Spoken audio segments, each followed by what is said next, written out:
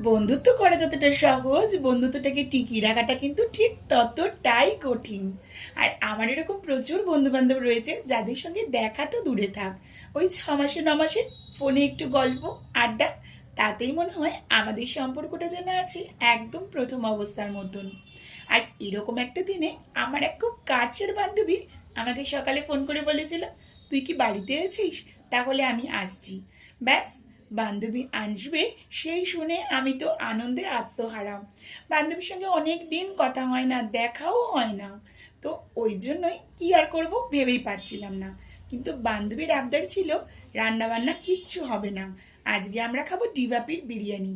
বান্ধবী এসে তো গেছে বাড়িতে, কিন্তু এতটাই গল্পে মত্ত আমি ভিডিও করব ভুলেই গিয়েছি। কিন্তু গল্প করলে কি আর পেট ভরে বলো?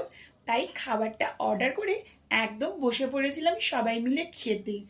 আসলে আমাদের আজকে লক্ষ্য ছিল দেব জমিয়ে আড্ডা, থাকবে গল্প গুজব সঙ্গে খাওয়া দাওয়া।